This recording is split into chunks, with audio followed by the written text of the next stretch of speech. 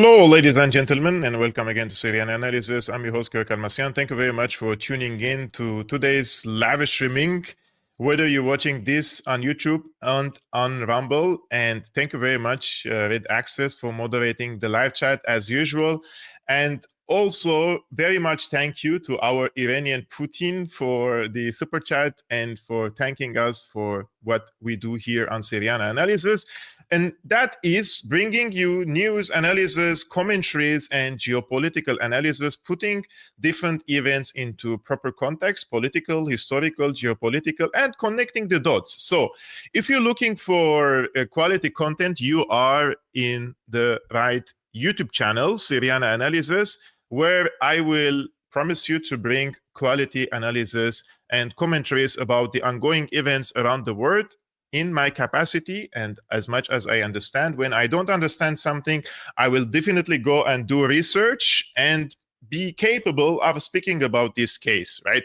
Today is not going to be very difficult for me to comment because this video which I watched today, now at the beginning of this stream, I played you the video of Benjamin Netanyahu basically bragging about the pagers attack in Lebanon, the beepers, and this was, in my opinion, a major breakthrough during this last war between Hezbollah and Israeli occupation forces. And I have said during that time when the beepers and the pager attack happened in September 2024, I believe, right? September 2024, yes, that we have to be terrified by that attack, because if such operations are normalized nowadays, every other state, non-state actors will copy this approach, and we have to be worried from now on for carrying a smartphone in our hands. If they can detonate pagers, walkie-talkies, they could detonate also smartphones. Are you kidding me? So should there be regulations? Should there be a ban? I mean, even if there is a ban on such an operation, do you really think that Israel will abide by it? I don't really think so. Now, I'm going to treat this stream a little bit different, because in the past 2 years, especially after October 7, I have seen major claims by Israeli officials that the people simply hate Israel because it is a Jewish state. And of course, there are people who are anti-Semites. They hate Israel or they hate the Jews for being a Jew, but we're treating this from a political perspective and trying to raise awareness about the manipulation of the Israeli officials to the international public. On one hand, they claim that they're the victims of anti-Semitism, and on the other hand, they are bragging and boasting about really serious, manipulative, secretive intelligence operations, which is not exclusive to their alleged enemies, but also to the entire world. Like, I watched a video of the former Mossad, head of the Mossad, bragging about that they have manipulated a lot of electronics, including smartphones, and they have shipped them all around the world. We're not only talking about Lebanon, Syria, Palestine, we're talking about all around the world, right? Now, to start this, I would like to mention that Israel and Israeli officials cannot play both games. They cannot come and say we are a victim of anti-Semitism and then come and brag about a truly evil act, basically, of manipulating smartphones or electronics, pagers, walkie-talkies, which could kill countless number of civilians all around the world. And this video has really struck me and I found it really shocking. So I decided to do today's stream about this particular case, but we will try to build a case. On this channel, we don't only show video and try to comment on them, but we try to build a case step by step in order to connect the dots, to understand the true intentions and the motivations, let's say, of the Israeli officials in this case. So I will start first things first with the assassination of Charlie Kirk. Most of you have watched the footage. They have lots of questions about it. What is going on? Who killed him? How he was killed? And all these questions, right? So this is the he is the ex-Mossad chief, Yossi Cohen, which we are discussing his recent TV appearances and his statements. But to begin with, this was an interview with Cohen Yossi Cohen, and he was asked this question. Is Mossad responsible for the death of Charlie Kirk? Absolutely not. I mean, we have nothing to do with it. Mossad is not doing this kind of stuff. We're not involved in political assassinations. So first of all, Mossad doesn't do such stuff, and Mossad is not involved in political assassinations. We never were. And this is super false and evil. I know that you see that the portray of always that this is evil, this is anti-Semitic to assume that Israel may resort into such an action, an assassination. And I'm not saying that Israel assassinated Charlie Kirk, but we're raising questions: who assassinated Charlie Kirk, and what happened during the last days with his donors who offered him millions of dollars and he rejected them, and those donors happened to be Jewish donors, right? And once he rejected them, then he was assassinated. He was trying to distance himself from the Israel cause, not out of course, principles, but because he noticed that there is a lot of pressure from the lobbies against him in order to repeat and recycle their talking points. And those talking points, it turned out, do not really align with America First position, right? But there are a few things that Israel never does assassinations, politically motivated assassinations, he says, which is completely untrue, of course, they do. And he is trying to portray it as an evil, so he would like to compare it to anti-Semitism. If you suspect that Israel is behind the assassination of Charlie Kirk, then you are an evil anti-Semite. I think that has happened around the world. I mean, Mossad would be the first one, I mean, the prime suspect, right? I mean, even the tsunami, someone offered that it is a Mossad job, I mean, to make sure that whatever, I mean, countries will be disappearing or whatever it is. I mean, it's not true. Of course not. We don't do that. And we will never do. I mean, this is nothing that we do. So bottom line, Mossad is not part of it. We will never be part of this kind of stuff. I mean, we don't do that. I mean, we let democracies run their own, and we will never be part of any kind of these plots. And more than that, I think that it has to be carefully looked upon. What is there that I mean, mainly young people are digesting as false news or false information that they're like inhaling day by day. So guys, we are inhaling false information, especially the younger people. If you're younger, then you have to be careful of inhaling the wrong material on social media. I know most of you are above 45 years old here, but be careful, guys, because the type of information we are inhaling, basically, those are anti-Semitic materials. But if we go ahead with the developments in the case of Charlie Kirk, there is this explosive, basically, information yesterday being circulated on many American news outlets, one of which is the Timcast News. And he says, developing, the FBI director, Kash Patel, reportedly confronted counterterrorism chief Joe Kent after Kent reviewed FBI files to probe possible foreign ties to Charlie Kirk's assassination. Kent, a top aide to Tulsi Gabbard, believed foreign actors could have aided accuser shooter Tyler Robinson. Peter argued Kent was overstepping and risking the FBI's ongoing case. So, this raises the question why the FBI is trying to cover up, and who is this foreign country interested in assassinating Charlie Kirk, and who benefited from his assassination. I think that in this case,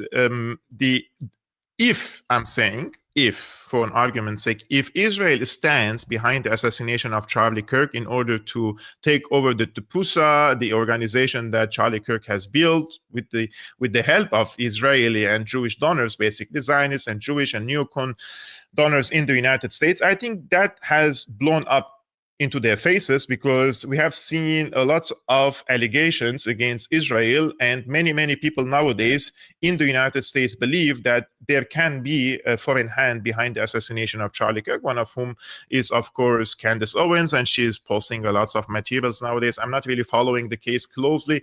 All I'm seeing is that this case is still unsettled. And there are question marks about the way he was killed, the bullet that he received, and the different theories behind them and the motivation, right? Now, the former head of the former chief of the Mossad, of course, claimed, among many other things, that Israel would never engage in political assassinations, right? So this page is hilarious, in my opinion. It says, this is Yossi Cohen, ex-Mossad chief. He wants you to know that they had nothing to do with the Charlie Kirk assassination because we don't do that. He says we don't engage in political assassinations. Well, this is on Wikipedia, which is completely controlled by the deep state, basically. And by the way, on Wikipedia, they say that I'm a far-right activist. So if you believe them, I have really brand new mRNA vaccines to sell you. But those are the lists. Is Mossad responsible for the death of Charlie Kirk? Absolutely not. I mean, we have nothing to do with it. Mossad is not doing this kind of stuff. We're not involved in political assassinations. We never were.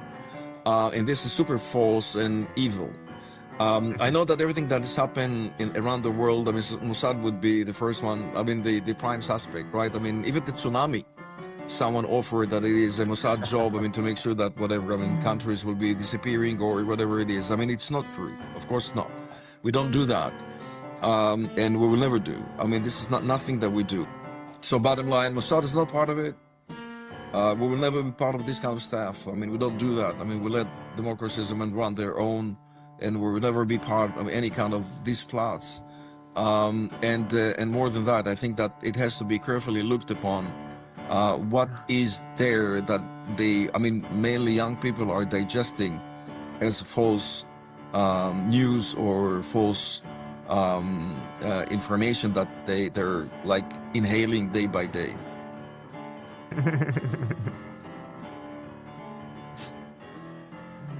And by the way, if you scroll it down as much as you can, I think there is no end for the political assassinations that Israel was engaged in, at least in West Asia, right?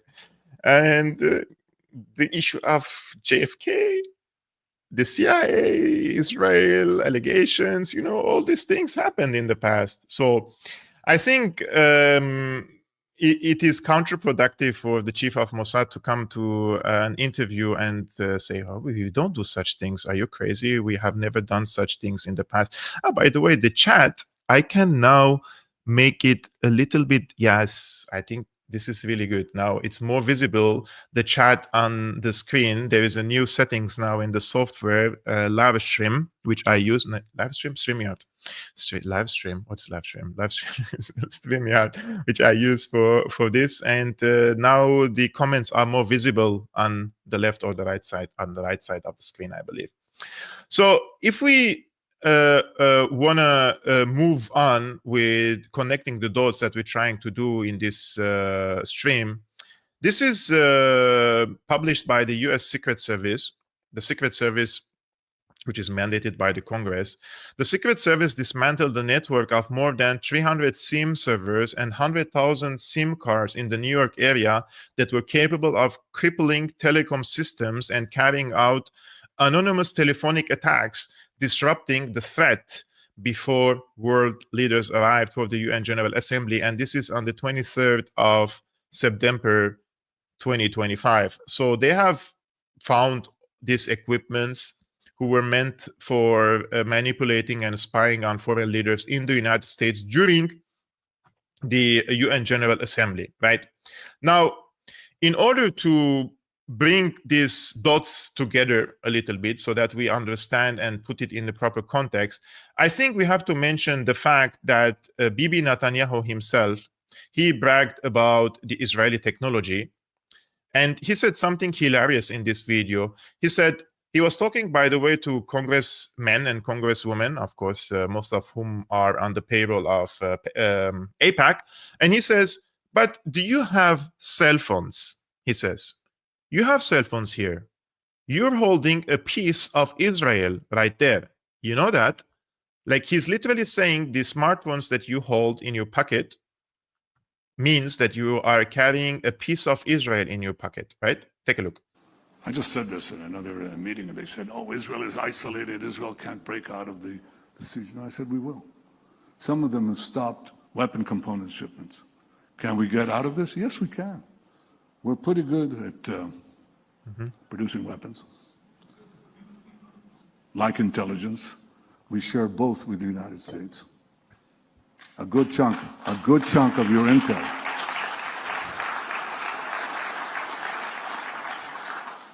and our weapon systems we share with the United States. We're tremendously appreciative of the bipartisan support in military matters to Israel in previous years and today as well. But do you have cell phones? Do you have cell phones here? No? You're holding a piece of Israel right there. You know that? I mean, a lot of the cell phones, the medicines, the foods, you eat cherry tomatoes. You know where that was made? I don't like cherry tomatoes, but it's an Israeli. What can I do? It's an Israeli product, as are so many other things. And I think this serves for the betterment of all mankind and womankind. I think that is Israel's unknown contribution. But we can make things, we can produce things. We cherish the fact that we have the constancy of American support despite the attempts to erode it. And we'll continue to work to make sure that that continues on both sides of the aisle. It's very important for us. But equally, we will eventually create the independence that we need so those in Western Europe who think they can deny us things will not succeed. We can break this siege, and we will. So speaking of smartphones and as a piece of Israel in your pocket and spying, I think this is a report worth of shedding light on. And this is from October 2024. Benjamin Netanyahu personally bugged Boris Johnson's bathroom. Former British Prime Minister Boris Johnson claims Israel's Benjamin Netanyahu bugged his toilet. According to Boris Johnson, in his new memoir, during a 2017 meeting with the Israeli Prime Minister, his security team found a spying device had been planted after Netanyahu had used the bathroom. I also watched a podcast for Boris Johnson basically saying that he believes that Benjamin Netanyahu bugged him in his own toilet. So you see where I'm heading with this, right? Like, there is a certain behavior done by Israeli officials which raises lots of questions and suspicions about the mentality of these people, of how they could treat their enemies and their allies.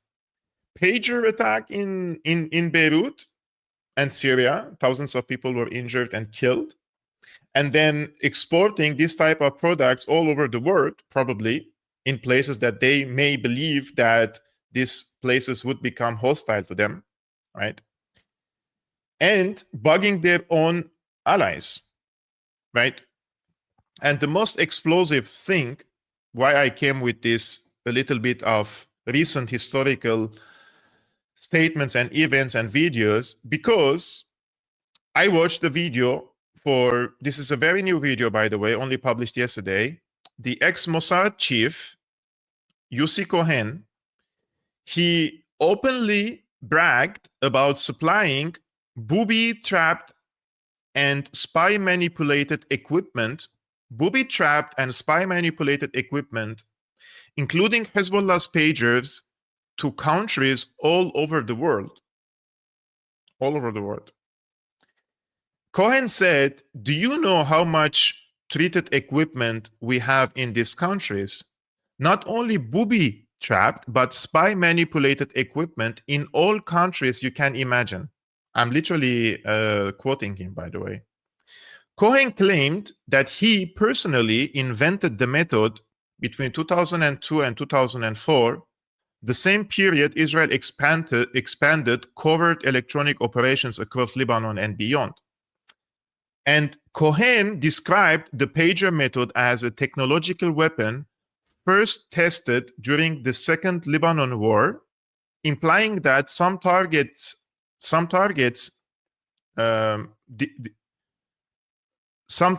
devices were feeding Mossad live intelligence, so they were listening. So as you know, this is the first time a top Israeli intelligence figure publicly acknowledging a global sabotage network embedded in commercial and communication hardware, and he confirmed what many have long accused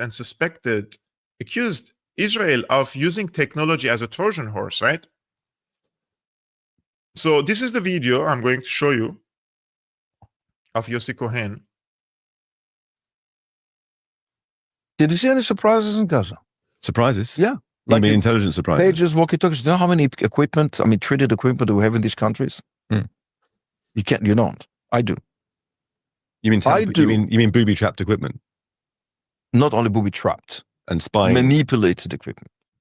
So not only not only explosive devices, but manipulated devices, which means they can install spywares or listening equipment so they can spy on you. All right? In which countries you're talking about? All the countries that you can imagine. And not Gaza? Not Gaza. Not Nothing in enough. Gaza at all. Did you see that? If we had it, I Hmm. mean, we knew something about them coming. Something, right? I would have sold them everything. Just everything. I mean, you can't imagine the quantity when I have invented that method. That was in 2002 to 2004. The pager method. The manipulated equipment method. Okay? We have already used it. Manipulated equipment in Second Lebanon War. Hmm. Some of the elements were speaking to us. How did you use it?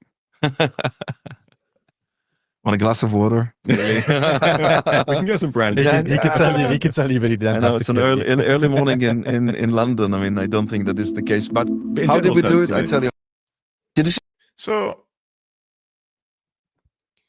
if I or anyone else came across and said, I'm worried of Israeli Secret Service spying on my smartphone, right?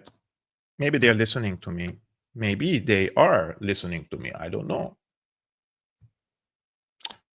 If I said, I'm worried that Israeli Secret Service is watching my webcam on my smartphone.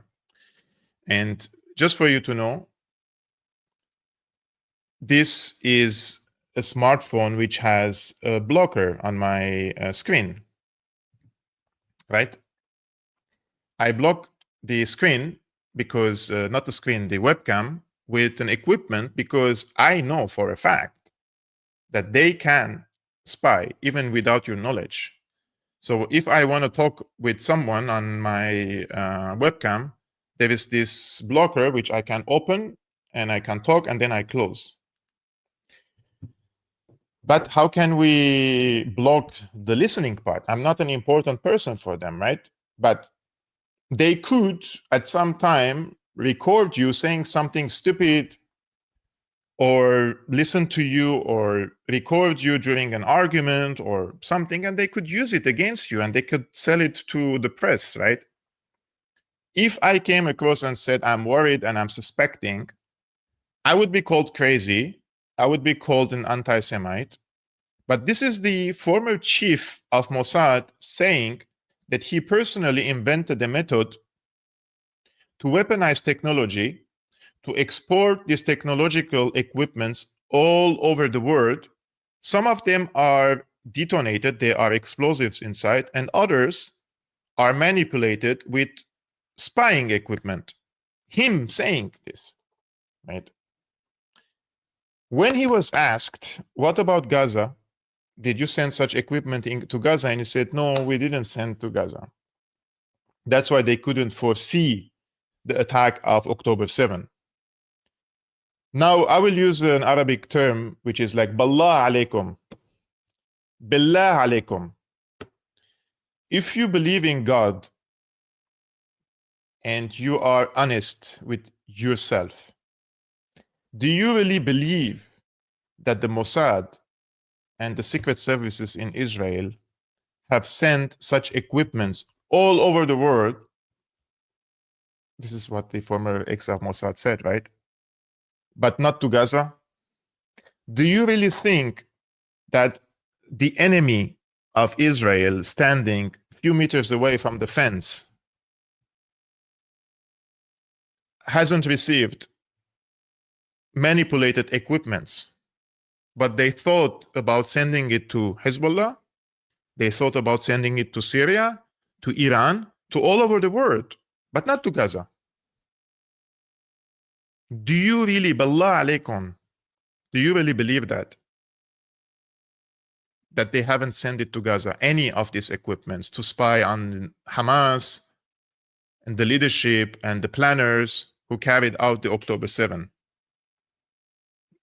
Now, when I talk about these things, some people who support Palestine say, but you're being, you are peddling, I don't know, there's like, you're talking like a Zionist or something because you are underestimating the capabilities of the Palestinians. Like, because I don't believe that the Palestinians could outsmart the Mossad, right? This is how what they believe that I think, but that's not what I said.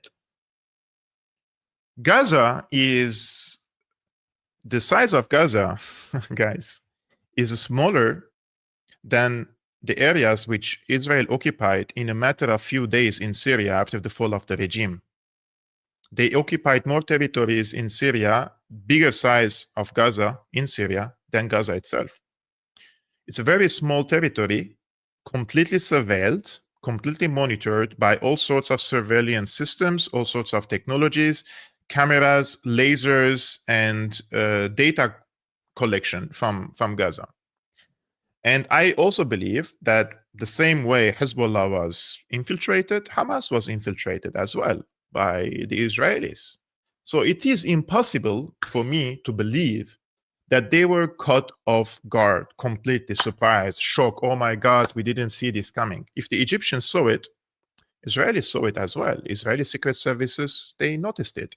And they told the Israelis, right? And the Israeli army was training on this exact same scenario of defending themselves when such an attack, exactly the same way of October 7 happens against them. Let's suppose they were caught off guard. They were surprised, shocked. Oh my God, we didn't see this coming. Then why the Israeli forces didn't act for a few hours and waited for Hamas to come in and occupy some territories or capture some territories, kill Israeli soldiers, and then enact the Hannibal Directive and start killing your own people in order to create the perception that Hamas killed all these 1,300 people, right? I don't think that Hamas killed all these people. The intention of Hamas, and I'm not defending them, right? You know, many people also come and say, oh, you don't like Hamas? No, I don't like Hamas. I don't like Hamas. And Hamas has played a destructive role in my country, Syria. Why would I like them? But I'm with the Palestinian people, right? But in any ways, Hamas, the intention of Hamas was to come in, capture as many Israeli prisoners of war and hostages to Gaza so that they can exchange them. That was the intention. Right? Now, once they succeeded in capturing some people, Israel came and enacted the Hannibal Directive and started killing Hamas people and Israelis. So the number of casualties has grown exponentially because of the Apaches and tanks and artilleries used by the Israelis during these times. But what I'm trying to say is, Israel, with all its advanced technology, didn't think about weaponizing this technology against the Palestinians in Gaza, according to the former head of Mossad, but thought about all around the world. I don't believe that for a second. I don't believe that. Sorry. Yeah, as our friend says, Kevork, I believe that, lol. Yeah, it's a lol. They're lying to, like, they're truly lying to our faces. And he was pressed, by the way, in a past podcast. This is Trigonometry interview former Israeli Mossad chief and possible future Prime Minister Yossi Cohen. So he could become the future Prime Minister. I mean, he has the right mentality for that, for sure. They asked him repeatedly about why Israel didn't prevent the attack, and Cohen says they didn't have enough intelligence. But we know this is a lie. The Israelis were warned by Egypt 3 days before the attack. The US also warned Israel of a surprise attack in the days leading up to October 7. Shin Bet had access to the plans since 2018, with follow-up intelligence in 2022. Corroborating it, IDF soldiers reported of unusual Hamas training exercises in the months up to October 7, etc. The truth is that Israel allowed October 7 to happen to act as an excuse to ethnically cleanse Gaza and for Netanyahu to ensure he didn't die in prison cell because of corruption charges. Why have Israeli secret services not infiltrated Hamas? Why isn't there a guy there going, hey, they're going to launch an attack, you best get... Why didn't that happen? That's the same question. I mean, what went wrong? I mean, everything went wrong. If you don't know what the enemy is planning for you, all right, you're not doing your job. Why have... If you don't know what your enemy is planning for, you won't do your job. I would bet everything on everything that he's lying here. That they were not aware of the plans of Hamas. That they were surprised. It looks strange to me for the head or the former head chief of Mossad acknowledging that something like this happened and they were neglecting the enemy plans, in this case Hamas. And none of them basically resigned or forced to resign and were kicked out of position. If this was such a major failure, right, so big failure, then why people like Yossi Cohen were not kicked out of position? I mean, his successor, he was the chief of Mossad anyways. I'm checking who is his successor, by the way. Yossi Cohen. So who succeeded him? Succeeded by David Barnea. But he was there till 2021, and they have been following and monitoring Hamas activities, strange activities, trainings about such a scenario of an attack against the kibbutzes in Israel. But they say that they didn't know the plans. I want you to see his face again, and you decide if you believe him or Why not. have Israeli secret services not infiltrated Hamas? Why isn't there a guy there going, hey, they're going to launch an attack, you best get... Why didn't that happen? That's the same question. I mean, what went wrong? I mean, everything went wrong. If you don't know what the enemy is planning for you, all right, you're not doing your job. I personally do not believe that.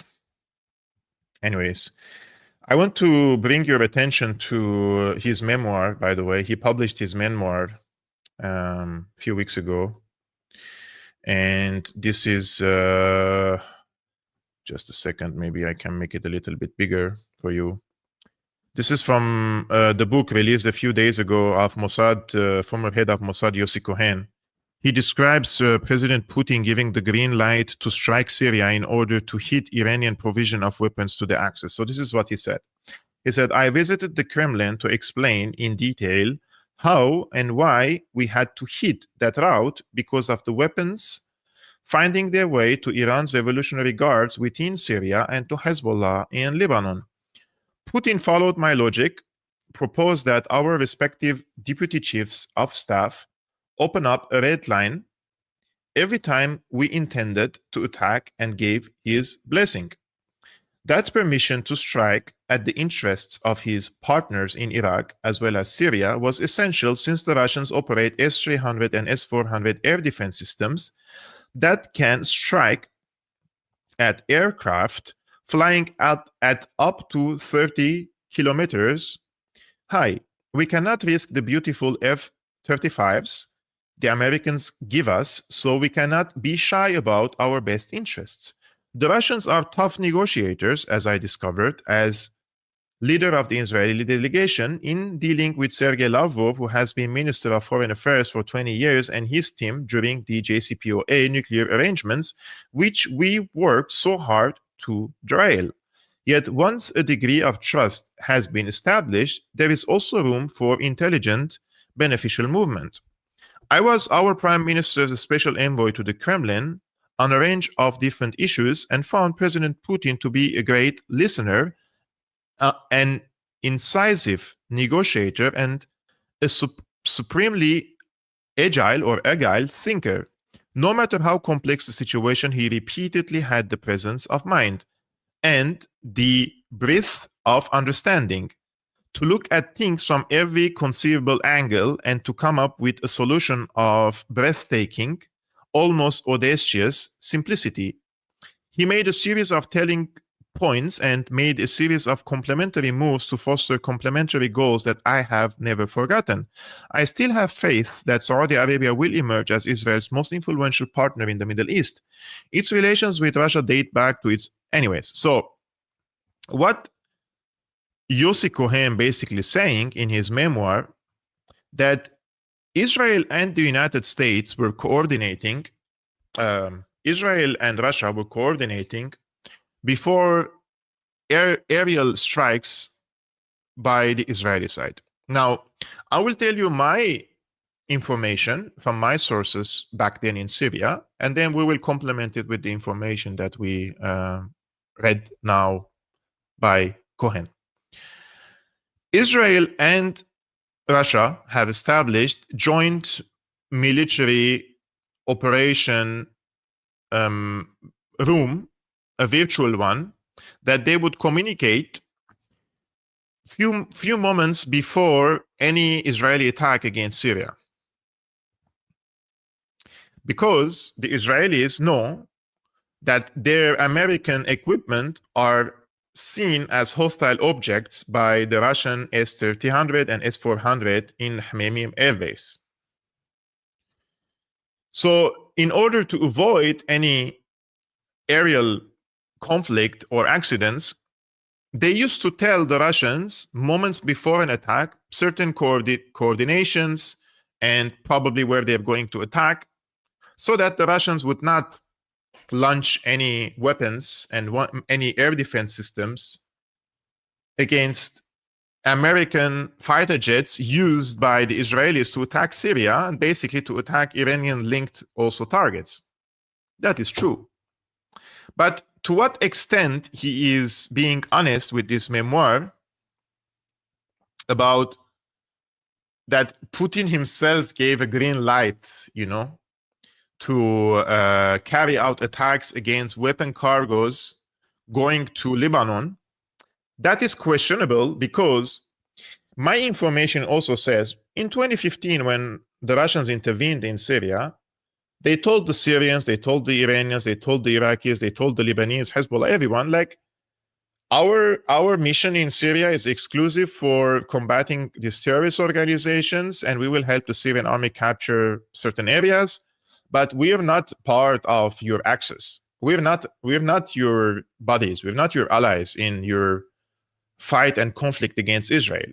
We are out of this conflict. Your conflict with Israel is your conflict. We don't have a conflict with Israel. We're intervening for a different reason, and this reason is to combat these terrorist organizations and to help the Syrian government capture certain territories, but we're not going to be part of fighting against Israel. This is something. But it is another thing to claim that the Russians gave green light, like they told them, yes, go and attack against the Iranians. I don't know how honest he is, because this could be also another manipulation by him in his memoir for the masses and other people to believe that the Russians not only turned a blind eye to the attacks, but they were green lighting the attacks. Those are two different things, right? To say that you give me prior notice that there's going to be an attack so that I don't fire my air defenses against you is something, but telling you go and attack these targets is another thing, right? So I don't know how much truthful he is, because he has been the former head of Mossad, and he, with his own words, said that he manipulated, he created technological he weaponized technology to manipulate the people and blow them up. So I don't really take everything he says seriously. For example, I don't believe him when he said that they had no idea about October 7. And I don't believe him when he said that Putin himself green-lighted. That could be true, but I still find I don't have the enough sources to confirm his allegation. But I believe that Russians, definitely for 100%, they were turning a blind eye for the Israeli attacks against Syria on the previous Syrian army. Red Axis says, Kevork, you did say it would benefit Russia if America would get caught in war with Iran. Yeah, I said that. It would benefit, but I gave a very, very long explanation for that, my friend. I didn't say like in these simplistic terms that it would be in the interest of Russia for the United States to shift resources and get involved in a very hard and long-term conflict with Iran, meanwhile draining its resources in the Middle East and leaving the Russians alone in Ukraine. This was a very long explanation I made. So, funny enough, I will tell you some personal story. I found, while I was doing some research, I found this photo. And this photo is for Yossi Cohen on the right side with this woman. This woman's name is Katrin Shakdam. She was an Israeli infiltrator, by the way, and spy who worked for Tehran Times, Tasnim, IRIB, Press TV, Mehr News, Mint Press, RT, etc. She has been posing next to Yossi Cohen, former Mossad chief. Sometimes you see some dumb stuff on Iranian media and makes you think, right? So this woman here, she allegedly converted to Shia Islam. This was probably over 12, 13 years ago. And she started working for Iranian outlets. She published in Iranian outlets. She started wearing a hijab. And she even interviewed, I believe, Rouhani, President Rouhani. And one of the times when I used to work in a TV outlet in Lebanon between 2012 to 2015, one of the programs which I used to produce with our friend Marwa Osman, she was our guest many times. So we used to host her, we used to talk to her and everything. And it turned out she was an infiltrator for Mossad. After she left the Middle East, she just returned to her previous past, and that is a Mossad operative. And Billah alaikum, Billah alaikum, Israel thought about infiltrating like complete BS outlets, Tasnim, and some local outlets in Iran, our TV outlet, which was completely crap, but never thought about infiltrating Hamas. I don't believe that. I don't believe that. Anyways, it seems in this case that the Israeli side is also doing a lot in not only infiltrating other countries, nations, organizations, but they're also striking deals with major tech outlets, for example, with Google and Amazon. And this is an explosive, by the way, report by Plus 972. Basically, the story is that Google and Amazon signed Project Nimbus with Israel that costs $1.2 billion. But they agreed that Google and Facebook and like Meta said, we will not stop you even if how you use our tech breaks our own rules. We will warn you if any foreign court asks us for your data via secret coded payment. We will not withdraw even under pressure. So they complied with a profoundly different kind of state-tech pact, a deal where a private corporation gives up its veto, its ethics, its oversight, so it can win a contract. So what do we see here is a shift from a tech company basically selling services to tech company embedding itself into Israeli state strategy, right? And we have seen some of the fruits of this cooperation between Meta and Google and Amazon. For example, This is Jordan Cutler. She's Meta's Director of Public Policy for Israel and the Jewish diaspora. And this is what she said the other day. We banned content with harmful stereotypes about Jews. So we banned content. We banned content with harmful stereotypes about Jews. We banned content about harmful stereotypes about Jews. Okay, this is one thing, okay? This is where it goes crazy now. Such as the claim that Jews run the world or other major institutions. We updated our policies to recognize that the term Zionist can be used as a proxy for Jews and Israelis. So they also updated their policy to consider any use of the term Zionism as a proxy for a Jew. Now, I use the term Zionism, and I would say there are Christian Zionists. Those are not Jews. There are Jewish Zionists. There are Muslim Zionists. Those are not Jews, but they are trying to equate between Zionism and Judaism so that they would completely eradicate any criticism directed at the Zionist state of Israel, right? So they're doing it in favor of the Israeli state. It's a state. They have politicians, they have humans doing things and taking decisions that could be wrong, and we're not allowed to do that now on Meta because Meta believes, after this big deal with Israel, that we're using the term Zionism as a proxy for Jews. Crazy, right? We banned content with harmful stereotypes about Jews, such as the claim that Jews run the world or other major institutions. We updated our policies to recognize that the term Zionist can be used as a proxy for Jews and Israelis. We banned content claiming Zionists run the world or control the media, and we do not allow for dehumanizing comparisons of Zionists. It's a delicate balance between safety and expression. My role is to ensure that the voices of Israelis and the Jewish community are heard in this policy-making process. We banned... Look, they're trying really hard to control the speech, but things are really exploding in simple terms in the United States, in the public opinion, especially among the younger generation. And the most dangerous aspect of the change in the public opinion in the US, in my opinion, is not from the left. The left is powerful and they are more or less anti-Israeli, but the most dangerous opposition for Israel is seen by Israel coming from the conservative, what they call right-wing nationalist mega movement, America First movement, the people who want to put America first. If you want to put America first, and if there is a conflict of interest with Israel, you will put the United States first, right?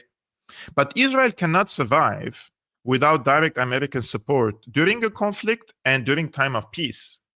Israel as a state in West Asia, up until this moment, is incapable of survival and sustaining its political, let's say, statehood without direct American support, monetary, logistic, intelligence, and defense. So the American, this change in the American public opinion among the Christian, right-wing, conservative, call it whatever you want, these communities, it represents a major blow for Israel because they have invested for decades in the American churches, especially in the evangelical churches, so they can basically graduate a generation which is 100% Zionist without questioning anything Israel does or would do in the future. But in the era of social media, it's more difficult for Israel to control the speech. So you can buy TikTok and ban they ban the emoji Jews, right? Because people are using as a connotation for Jews. People will start using another emoji. People will use another letter, right? People will express their minds in different ways, whatever you try to do with them. And I think this is very, very clear nowadays in the United States. That I watched the speech of, or this event of J.D. Vance yesterday. So a student asked J.D. Vance at Tupusa event, Do you think it's a conflict of interest for Miriam Adelson, an Israeli donor, to give millions of dollars to his campaign, and then Trump have pro-Israeli policies?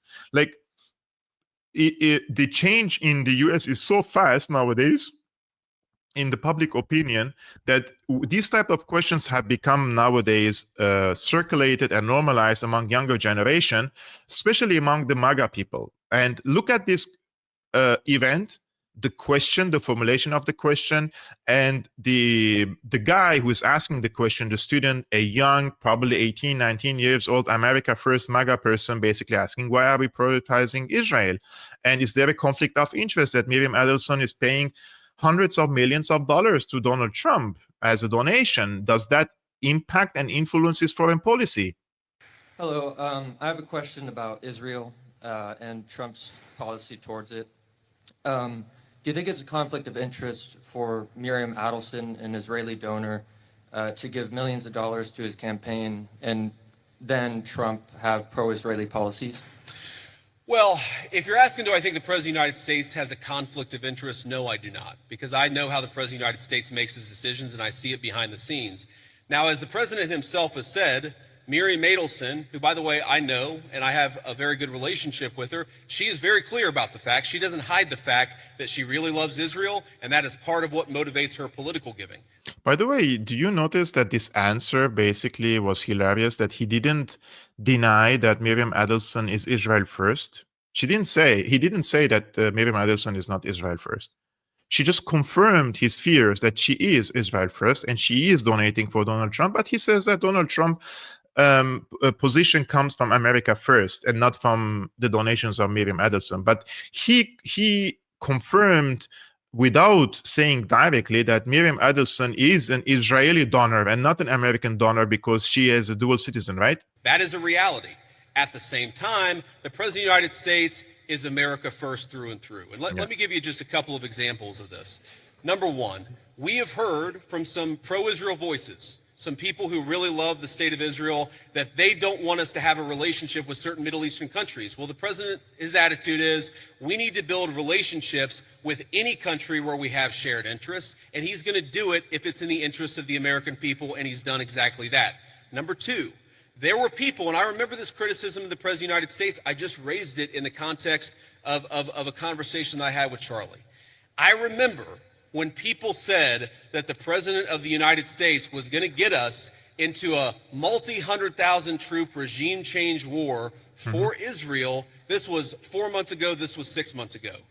Now, the people who accused the President of the United States of wanting to get us into a regime change war for Israel, I wonder if they step back and say, this is another, by the way, confirmation from him. I know some people say they disagree with me in the chat, but this is my opinion. And he also says here something very interesting, that many people believe that the United States will go into a regime change war against Iran for the sake of Israel. And in my opinion, this is also a confirmation or an indirect way of saying that we have gone into wars in the Middle East for Israel in the past, regime change wars. We're not going to do that again. you know what, we were wrong about that, because the President of the United States did not want to get us into a regime change war for any other country. He wanted to knock out a nuclear facility and get everybody back home, and that's exactly what he did. So he confirmed basically that Israel wanted for the United States to get involved in a regime change war against Iran, right? And I think this movement is growing exponentially in the United States. And one of the faces of this growing, let's say, America First, truly America First movement coming from representatives like Thomas Massie. He talked about the trio of Israel First billionaires who are trying to oust him from Congress. He says, even Trump believes Miriam Adelson is more loyal to Israel than to the United States. And John Paulson asks, is in the Epstein's black book, and Polsinger is a... Anyways, take a look. We talked about Miriam Adelson, the dual citizen, who even Trump believes she's more loyal to Israel than to the United States. She's one of the billionaires who's given over $2 million so far to take me out. One is Paul Singer, who controls the Washington Free Beacon, and he got this hit piece written about $500 because he didn't like seeing his name in the news because I'm putting it in the news. And then he's like a member of the World Economic Forum, and he's you know, your consummate globalist. Probably, he's got ties to military contractors too. Like, I don't want to get this wrong, but he has ownership in some of these companies, I think. And then it certainly holds stocks in them. And then John Paulson. This is the interesting one. Now, he's only given a mere $250,000 to the effort to take me out of Congress. He's like of the billionaires, he's the least of the billionaires. It's the least generous of the billionaires to their cause, which is to take out a true American first congressman. He is in Epstein's Black Book. Oh. And I love to point that out because this is why, when you said, does this relate to Gaza? Does the Epstein thing relate? The universe of billionaires is small enough that it's all related. The people that control the newspaper that's writing the hit piece are the same people that want the war to go on, are the same people trying to take me out, are friends and co-donors with people who knew Jeffrey Epstein enough that Jeffrey Epstein had their personal cell numbers in his Black Book. It doesn't mean that John Paulson, had sex with women, non-consensual sex or sex trafficked. It doesn't even mean he was at the island. It just means that he was one of maybe 500 or 1,000 people that Jeffrey Epstein was concerned with enough to have his personal contact information. Wow. I don't know what to think about him personally. Messi, how do you pronounce his name? Thomas Massie, not Messi. I have learned the hard lesson from the American politics that anyone and everyone in politics, in journalism, in podcast world can be compromised. If they are not compromised now, could be compromised later. But for the moment, I find him really interesting figure. Like, if I was an American, I would love to vote for him. And I find his life really hilarious. He's a self-sufficient person living on a grid, on a farm. He has his own, I don't know, it's like a tract that he lives in with solar panels. And I would love to have such a lifestyle. He says he's a libertarian. I don't know. Maybe in the future he would change his mind, like Trump. Before he came to power, he was making hilarious statements about wars, about not getting involved in regime change wars, about not supporting Al-Qaeda fanatics in Syria, and then he shook hands with Jolani, right? So everybody, in my opinion, in the US could be compromised at some point, or pressured or persuaded when they come into position of power. So I'm not going to say Massi could be would never be compromised, but I would really hope that there would be some politicians with integrity in the United States. I truly hope that, because many people think, those who, of course, do not listen to my long format talks, they just follow me on X, probably making some short posts. They think that I hate America or I hate the United States, right? But I don't hate America at all. The other day, Patrick Bet-David, he said something like, if you hate America, then leave. And then he was just making some BS talk there. Of course, I don't live in the United States, but I think most people do not hate America. They, like I myself, I grew up with American pop music and rap music. I watched American movies. I studied international relations and diplomacy in American books, American curriculum. I mean, even today, I follow American podcasts and news, and most people watching this YouTube channel are from the United States, and I would genuinely love to visit the United States one day to meet my family. I have a family in the United States, right? But what I do hate is U.S. foreign policy. And this policy is basically a war machine serving the interest of a few while destroying the lives of millions, at least since World War II. So we need to have a much mature, honest discussion about America's global role, in my opinion. And of course, the influence of Israel on America's foreign policy. And as I'm talking about the shift in the public perception in the United States, this is another example. This is another student asking the hard question to J.D. Vance about Israel, which I find it hilarious, right? I mean, he's wearing Make America Great Again and asking the vice president a serious and very good hard question. I'm a Christian man, and I'm just confused why that there's this notion that we might have owe Israel something, or that they're our greatest ally, or that we have to support this multi-$100 billion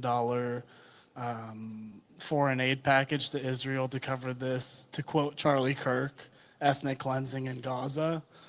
I'm just confused why this idea has come around, considering the fact that not only does their religion not agree with ours, but also openly supports the prosecution of ours. Yeah, so let me... The applause. Let's say a few things about this. First of all, when the President of the United States says America first, that means that he pursues the interests of Americans first.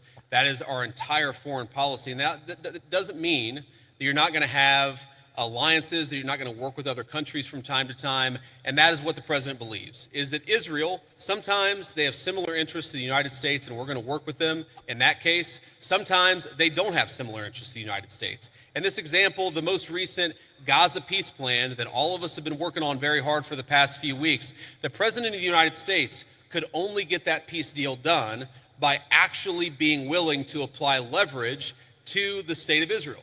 So when people say that Israel is somehow manipulating or controlling the president of the United States, they're not controlling this president of the United States, which is one of the reasons why we'd be able to have some of the success that we've had in the Middle East. Now, you ask about, sort of Jews disagreeing with Christians on certain religious ideas. Yeah, absolutely. It's one of the realities is that Jews do not believe that Jesus Christ is the Messiah. Wow. Obviously, Christians do believe that. There are some significant theological disagreements between Christians and Jews. My attitude is, let's have those conversations. Let's have those disagreements when we have them. But if there are shared areas of interest, we ought to be willing to do that too. For example, one thing I really, really care about is the preservation of the Church of the Holy Sepulchre in Jerusalem. Christians believe that that is the site where Jesus Christ was crucified, and also that his tomb is right there as well. My attitude is, if we can work with our friends in Israel to make sure that Christians have safe access to that site, that's an obvious area of common interest. I am fine with that. What I'm not okay with is any country coming before the interests of American citizens, and it is important for all of us, assuming we're American citizens, to put the interest of our own country first. That's what we're going to do. That's what we try to do every single day, I promise you. Yeah, I mean, it's a diplomatic answer, but at least it's good to acknowledge that there are differences between the Jews or Judaism and Christianity in this case, right? Especially the theological differences, and especially that they don't believe in Jesus Christ of being the Son of God, that he's the Messiah. They don't believe that. So this Judeo-Christian alliance, it's a little bit weird for many people in the United States. Meanwhile, the Judeo part doesn't believe in your beliefs to begin with, right? So here comes, I've seen many people in the United States from the talking heads, the famous ones who are now anti-Israel, saying, yeah, but look, the Islam recognizes Jesus as a messenger. At least they believe that Jesus came as a messenger of God. They don't believe that Jesus was the Son of God, but they believe he is a messenger of God. Of course, there are many other things I also disagree with the Islamic scripture as well when it comes to their beliefs about Christianity. But that's true in that aspect, that they believe that Jesus was a messenger, and that Christianity is an accepted religion, right? Abrahamic religion at the end of the day. But the Judaism doesn't believe that Christianity is a true, serious religion established by the Son of God in this case. So we have lots of issues going on, right?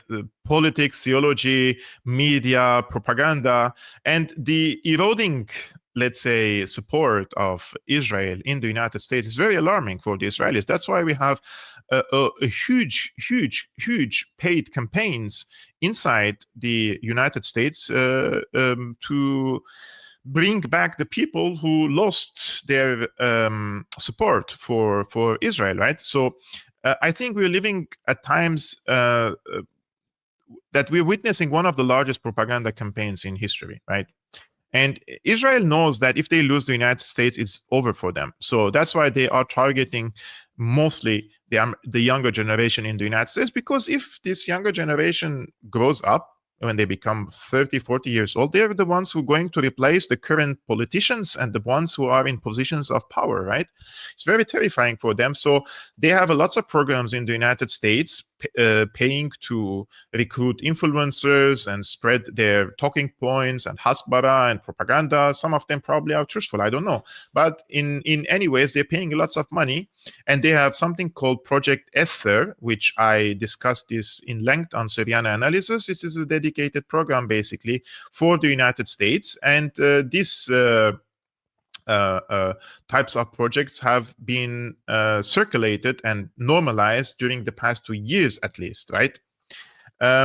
So we have now people getting even paid $7,000 per short video, per post, if they're influential enough to get paid. And this is now being like televised. Like it's like nobody, like they're not even denying getting money, right? So Anna Kasparian is talking to Emily Austin. Emily Austin is one of the propagandists for Israel. She gets paid by Israel. And Anna Kasparian says taking $7,000 per post. Emily, what's the reality? Emily Austin says Israel not funding any influencer. And then Lindy Lee intervenes and says they offered money to me. I declined. And Emily Austin says, I'm already pro-Israel. Why can't I be paid for that? They're paying me for my services. Taking $7,000 per post. I know I've seen that happen a lot with you, Emily, and you were also at that meeting with influencers. So what's the reality of the situation? I'll speak on behalf of myself and honestly on behalf of the government a little bit here, the Israeli government. They target influencers who agree with the cause and then recruit us for meetings like what you saw with Bibi for messaging. With that being said, I can safely say the government's not funding any influencer. With all due respect, I don't think it's completely accurate to say that influencers aren't getting paid, because let me tell you, by the government, they offer that money to me, and I sent you the exact email, let me pull it up. The Consulate General of Israel, okay, wrote me an email offering to pay me to go to Israel. They would pay all my expenses and also pay me, and then they offered to give me a spot for my guest. I shot that down. I declined because it didn't sit right with me. This is about a year ago, okay? If tomorrow I got bankrolled by Israel, I am already pro-Israel. Why can't I be paid for that? Are you registered as a foreign agent under FARA? No, but they're paying me for a service. I work there. And you should be registering under FARA. So you should be registered as under the foreign agent FARA, right? Our friend Red Access says, please leave a like, thumbs up, and consider getting a membership to support this channel independent work.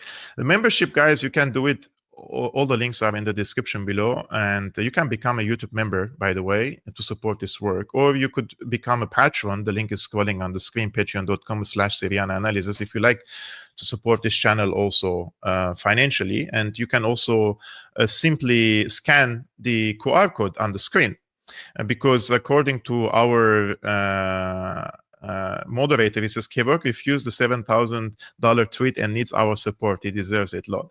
I consider, I already told you this story before, and but he was not here probably, and I was not offered the money by direct money from Israel or Israeli sides, but I was approached by an Israeli claiming that he is just a private person and he would like to support my work. And he invited me to Israel. And he said, the regime is gone in Syria. We have to make peace, and we have to unite against these Islamists. And